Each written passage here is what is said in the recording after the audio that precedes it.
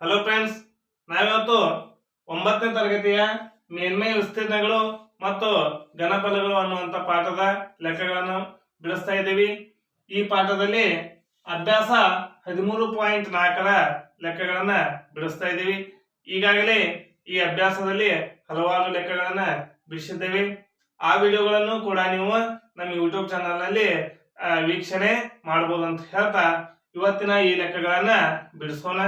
ಮೊದಲನೇದಾಗಿ ಪ್ರಶ್ನೆ ನಂಬರ್ 2ರಲ್ಲಿ ಈ ಕೆಳಗಿನ ವ್ಯಾಸವುಳ್ಳ ಗೋಳದ ಮೇಲ್ಮೈ ವಿಸ್ತೀರ್ಣ ಕಂಡುಹಿಡಿಯಿರಿ ಅಂತೇಳಿ ಪ್ರಶ್ನೆಯನ್ನ ಕೊಟ್ಟಿದ್ದಾರೆ.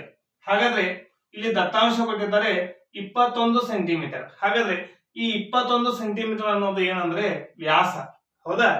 ಹಾಗಾದ್ರೆ ಇದೇನಾಯ್ತು, ವ್ಯಾಸ. ಏನ್ ಕಂಡುಹಿಡಿಬೇಕಾಗಿದೆ? ಗೋಳದ ಮೇಲ್ಮೈ ವಿಸ್ತೀರ್ಣ. ಗೋಳದ ಮೇಲ್ಮೈ ವಿಸ್ತೀರ್ಣ ಕಂಡುಹಿಡಿಬೇಕಂದ್ರೆ ನಮಗೆ ಸೂತ್ರ ಗೊತ್ತಿರಬೇಕು. ಹಾಗಾದ್ರೆ ಆ ಸೂತ್ರ ಯಾವ್ದಂದ್ರೆ 4πr². r² ಅಂದ್ರೆ ತ್ರಿಜ್ಯ. ಆದ್ರೆ ಇಲ್ಲಿ ಅವ್ರೇನು ಕೊಟ್ಟಿದ್ದಾರೆ? ವ್ಯಾಸ ಕೊಟ್ಟಿದ್ದಾರೆ. ಮೊದಲನೇದಾಗಿ ನಾವೇನು ಕಂಡುಹಿಡ್ಕೋಬೇಕು? ತ್ರಿಜ್ಯವನ್ನ ಕಂಡುಹಿಡ್ಕೋಬೇಕು. ಈಗ ನೋಡಿ, ವ್ಯಾಸ ಅಂದ್ರೆ ಡಯಾಮೀಟರ್ ಅಂತ ಹೇಳ್ತಾ ಇದೀವಿ. ಅದನ್ನು ಕೊಟ್ಟಿದ್ದಾರೆ. ಎಷ್ಟು? 21 ಸೆಂಟಿಮೀಟರ್. 21 ಸೆಂಟಿಮೀಟರ್, ಹೌದಾ? ಹಾಗಾಗಿ ನಾವು ಏನ್ ಕಂಡುಹಿಡ್ಕೋಬೇಕಾಗಿದೆ? ಈಗ ತ್ರಿಜ್ಯ. ಏನನ್ನ ಕಂಡುಹಿಡ್ಕೋಬೇಕು? ತ್ರಿಜ್ಯ. ತ್ರಿಜ್ಯ ಈಕ್ವಲ್ ಟು ಆರ್, ರೇಡಿಯಸ್. ತ್ರಿಜ್ಯವನ್ನ ರೇಡಿಯಸ್ ಅಂತೇಳಿ ಹೇಳ್ತೀವಿ ಇಂಗ್ಲಿಷ್ ನಲ್ಲಿ. ಹಾಗಾದ್ರೆ ತ್ರಿಜ್ಯ ಎಷ್ಟು ಇರ್ತಾ ಇದೆ ಅಂದ್ರೆ ವ್ಯಾಸದ ಅರ್ಧ. ವ್ಯಾಸದ ಅರ್ಧ ಇರ್ತಾ ಇದೆ. ಅದನ್ನ ಯಾವ ರೀತಿಯಾಗಿ ನಾವು ಬರೀಬಹುದು? d/2. ಅಂದ್ರೆ ಡಿ ಅಂದ್ರೆ ವ್ಯಾಸ, ಇದರ ಅರ್ಧ. ಇಲ್ಲಿ ಎಷ್ಟಿದೆ? 21 ಸೆಂಟಿಮೀಟರ್ ಇದೆ. 21 2/2. 21 2/2 ಸೆಂಟಿಮೀಟರ್ ಅಂತೇಳಿ ಬರ್ಕೋಬಹುದು. ಈಗ ನಮಗೆ ಏನ್ ಸಿಕ್ತು? ತ್ರಿಜ್ಯ ಸಿಕ್ತು. ಈಗ ನಮಗೆ ಏನ್ ಬೇಕಾಗಿದೆ?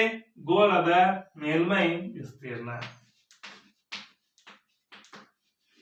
ಗೋಳದ ಮೇಲ್ಮೈ ವಿಸ್ತೀರ್ಣ. ಗೋಳದ ಮೇಲ್ಮೈ ವಿಸ್ತೀರ್ಣ ಕಂಡುಹಿಡಿಯುವಂತ ಸೂತ್ರ ನಮ್ಗೆ ಈಗಾಗಲೇ ಗೊತ್ತಿದೆ. 4πr². 4πr². ಇದನ್ನ ಯಾವ ರೀತಿಯಾಗಿ ಬರ್ಕೋಬಹುದು ಅಂದ್ರೆ 4 ಅಂದ್ರೆ 4 ಗುಣಿಸು π ಗುಣಿಸು r² ಅಂದ್ರೆ r ಗುಣಿಸು r. r ಗುಣಿಸು r ಅಂತೇಳಿ ಬರ್ಕೋಬಹುದು. ಅಂದ್ರೆ ಈ ರೀತಿಯಾಗಿ ಬರ್ಕೊಂಡಾಗ ನಮಗೆ ಲೆಕ್ಕವನ್ನು ಮಾಡಲು ಈಜಿ ಆಗ್ತಾ ಇದೆ.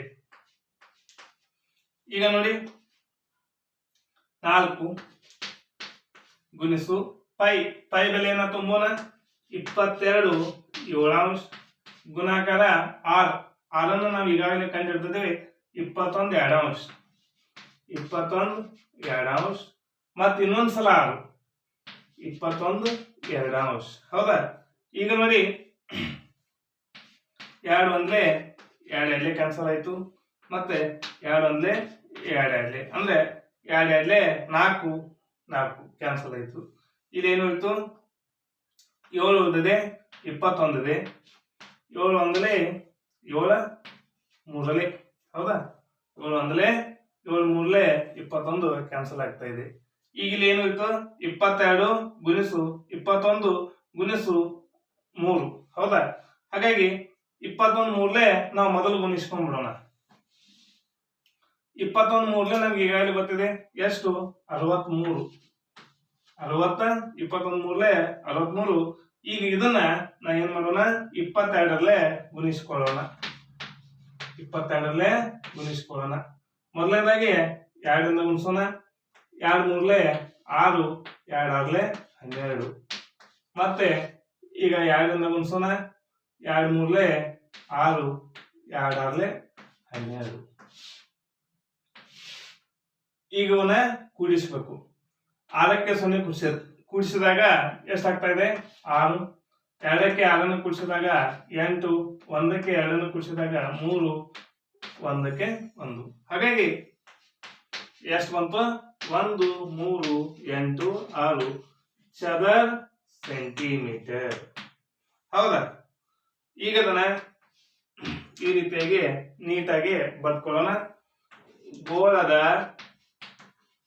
ಮೇಲ್ಮೈ ವಿಸ್ತೀರ್ಣ ಈಕ್ವಲ್ ಟು 1386 ಚದರ ಸೆಂಟಿಮೀಟರ್.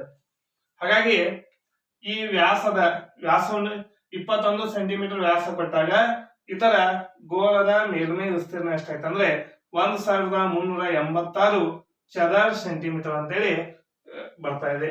ಈ ವಿಡಿಯೋ ನಿಮ್ಗೆ ಇಷ್ಟ ಇದ್ರೆ ಲೈಕ್ ಮಾಡಿ, ಶೇರ್ ಮಾಡಿ, ಸಬ್ಸ್ಕ್ರೈಬ್ ಆಗಿರಿ. ಹೀಗೆ ನಮ್ಮೆಲ್ಲ ವಿಡಿಯೋಗಳನ್ನ ನೋಡ್ತಾ ಇರಿ. Thank you.